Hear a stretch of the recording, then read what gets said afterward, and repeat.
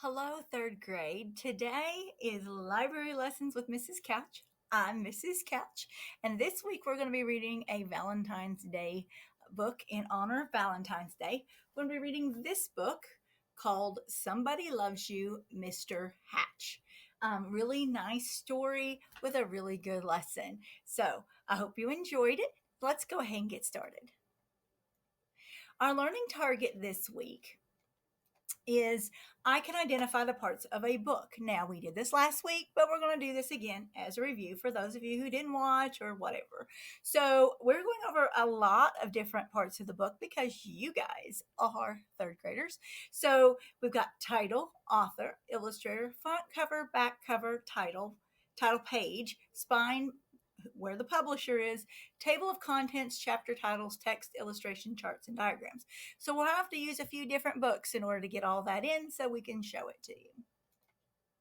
But here's the review, okay? So, first of all, let's use this book. What's this part right here? Yeah, it's the front cover. Great, got that one. All right, so if I turn the book over, what's this part of the book? Right, it's the back cover. This one just has writing on it. What about this part of the book? It holds all the pages in the book. Got it. Without that, we wouldn't have a book. Right, it's the spine. Got that. All right. So then on our front cover, we have this part of the book. It's the name of the book. What do we call the name of the book? That's right. It's the title. And the title is Somebody Loves You, Mr. Hatch. Okay, awesome. All right. Then on the front cover, we also have the author and illustrator's name, but because of the red type on it, you really can't read it. So we're going to go on the inside. Okay. So, what is the name of this page? That's right. This is called the title page. It's got our title, Somebody Loves You, Mr. Hatch. And then it has our the person who wrote the story, her name, Eileen Spinelli. What do we call that person? Yeah, that's the author. And the person who did the pictures, Paul Yelowitz. What do we call that person? That's right. That's the illustrator. And on this page, we also and yeah, we also have the publisher. That's the company that actually made the book, and it'll be at the bottom of the title page. Okay. Now, um, inside our book, let's try this book. If we go inside a book, sometimes we have one of these. This is called the what? Right, it's the table of contents. It gives you everything that's going to be in this book and what page you're going to find it on, which leads us to our next thing. What are these little numbers at the bottom of the page? Right, those are page numbers. If you've got a table of contents, you really need page numbers so we know where to go. Here, we call this thing right here. This is a chapter title. The chapter titles are in bolder print, and a lot of times they'll have a number above them or just words, and it tells what the name of the chapter is. This one's called Astronomy. Okay. All the words in the book are called text, right? Yeah, they're words, but fancy word is text. Okay. And I'm going to use a different book to do, let's see, right down here. Let's see, that is a chart. We have pie charts or bar graphs or different kinds of charts. And then on this page, all right. So this one is a diagram, and it has, see the numbers? It's got things numbered and it labels them so you know what different things are, which is kind of cool. Of course, then we have normal, just regular illustrations or pictures. And, you'll find those all over the place in a book.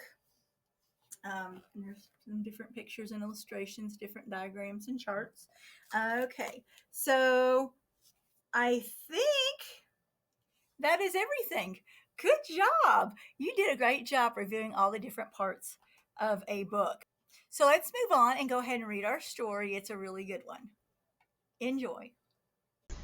Somebody Loves You, Mr. Hatch. Somebody Loves You, Mr. Hatch. Author, Eileen Spinelli. Illustrator, Paul Yelowitz.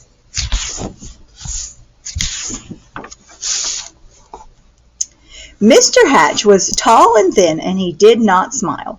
Every morning at 6:30 sharp, he would leave his brick house and walk 8 blocks to the shoelace factory where he worked.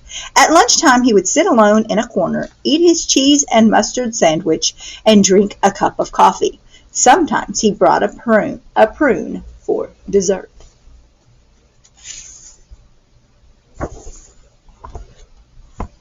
After work, he would make 2 stops, at the newsstand to get the paper, and at the grocery store to buy a fresh turkey wing for his supper.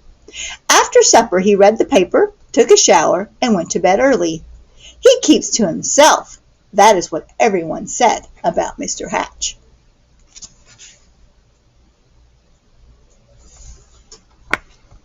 One Saturday, when Mr. Hatch stepped onto the porch with his dustpan and broom, he got a surprise.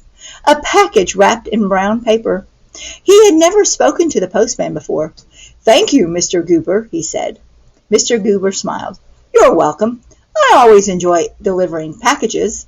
Mr. Hatch tore the brown paper off.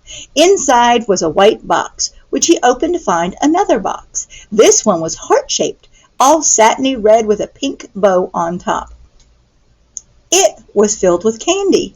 Something fluttered to the porch floor. It was a little white card. He picked it up. It said, "Somebody loves you." Only then did he remember that this was Valentine's Day. Mr. Hatch wondered and wondered. Now who would send this to me? He was all alone. He had no friends, and yet someone had sent him a valentine. Who? Who? He put the box on the coffee table and tried to do some dusting, but every time he left the room he had to keep peeking to see if the box was still there. He dusted and dusted, and the dust cloth seemed to whisper, "Somebody loves you, somebody loves you." At last he flung the dust cloth away and exclaimed, "Why, I've got a secret admirer!" And then he did something he had never done before. He laughed. He laughed and danced and clapped his hands. And then he took a piece of candy from the box and ate it.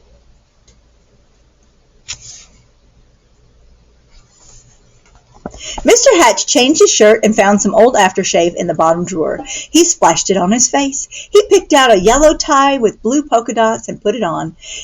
And then he went for a walk.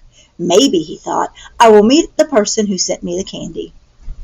Of course, no one had ever seen Mr. Hatch wearing a tie, or smelling of aftershave, or smiling, so he got a lot of attention. Mrs. Weed tripped over her dog. Mr. Dunwoody nearly fell off his ladder, and little Tina Finn spilled all the toys out of her wagon. Mr. Hatch waved hello to them all. On Monday, it was back to work. At lunchtime, Mr. Hatch sat in the middle of the cafeteria. He spoke to everyone and passed out chocolates from his heart box. On the way home, as usual, he stopped at the newsstand. Mr. Smith handed him the usual newspaper. I think I'll have a pack of mints, said Mr. Hatch. Not as usual. Mr. Smith was shocked. Was that you speaking, Mr. Hatch? Indeed it was, said Mr. Hatch. I said I would also like a pack of mints. And if you won't mind my saying so, Mr. Smith, you don't look very well today. Mr. Smith recovered from his shock to reply, You're right. I don't feel very well. I have a cold. I was supposed to go to the doctor's this afternoon, but the stand has been so busy I haven't had the time. Mr. Hatch smiled. Why, I'd be happy to watch the stand for you while you go. Mr. Smith could hardly believe his ears. You would? Certainly, just show me what to do. And so Mr. Hatch ran the newsstand for an hour. He wondered if any of the women who stopped by to buy a paper or a magazine or a candy bar had sent him the mysterious valentine. When Mr. Smith returned, Mr. Hatch made his usual stop at the grocery store. "I'm a little tired of turkey wings," he told Mr. Todd. "I think I'll have a nice fresh slice of ham." Mr. Todd weighed the meat and wrapped it. "You look worried," said Mr. Hatch. "I am," said Mr. Todd. "My little girl is late. She hasn't come home from school yet, and I can't leave the store to look for her until my wife arrives." "Goodness, why didn't you say so?" said Mr. Hatch. "I will go look for her." And so he walked to school and found little Melanie Todd by the swings and brought her home. Thank you," said the grocer. "Any time," said Mr. Hatch. After supper, Mr. Hatch did not bother to read the paper. He decided to bake brownies instead. It would be nice to have brownies to share the next day with the people at the shoelace factory. As he baked, the warm chocolate smell of brownies floated through the neighborhood. Children gathered round Mr. Hatch's house, sniffing the air. "Well, I suppose the factory can wait," said Mr. Hatch, as he looked out the window, and he brought out 2 platefuls. "Now, what are brownies without lemonade?" he said, and he stirred up a nice cold picture. When the parents came to gather their children, they had some brownies too. It turned out to be a picnic in Mr. Hatch's backyard. He dusted off an old harmonica and played songs he remembered from his boyhood. Everyone danced.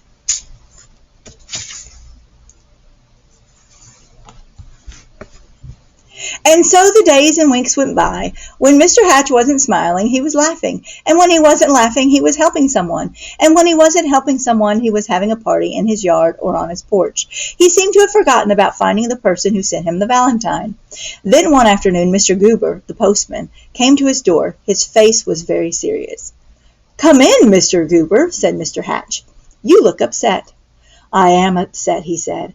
"I made a mistake some time ago. My supervisor is very angry with me. Do you... "Yes, Mr. Goober? What is it?" "Do you recall the package I delivered to you?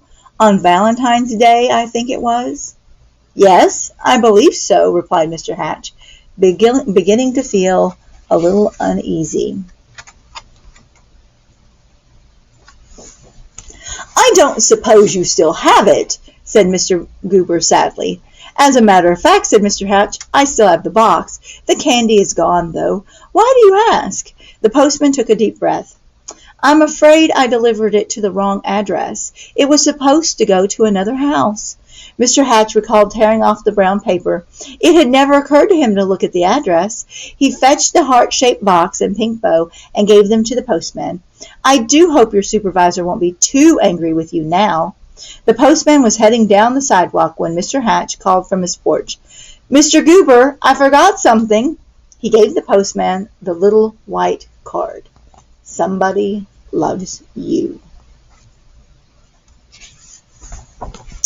Alone in his living room, Mr. Hatch sighed.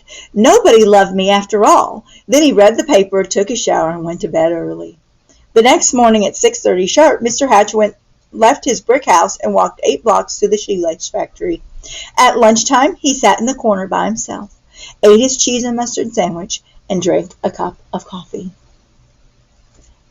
Things are going back to the way they were. After work, he stopped at the newsstand for his paper, but he did not speak to Mr. Smith. And when he ordered his turkey wing from Mr. Todd, he did not smile.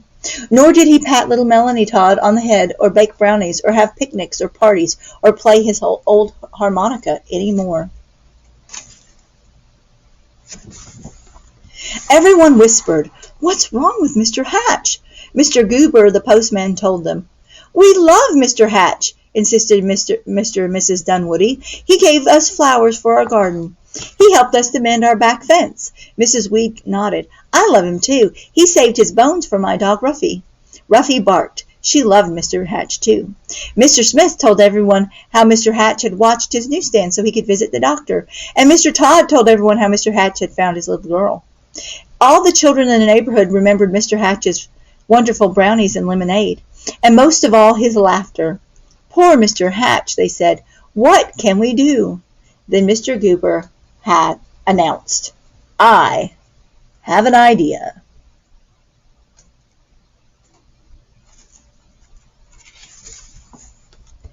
On Saturday morning Mr. Hatch woke to a bright and sunny day. He put on his old overalls and went out to the porch with his dustpan and broom. He could not believe his eyes. All over the porch were red and white hearts and pink bows. There were boxes of candy on chairs and yellow streamers flowing from the ceiling, and sticking up out of his mailbox was a shining silver harmonica. The front yard was filled with people, happy, smiling people. They were holding up a huge sign with hand-printed letters. It said, "Everybody loves Mr. Hatch." Isn't that wonderful? Mr. Hatch dabbed a tear with his handkerchief. "I do believe," he sniffed, "somebody loves me after all." And then he smiled. And then he laughed. And then he hurried down to be with his friends.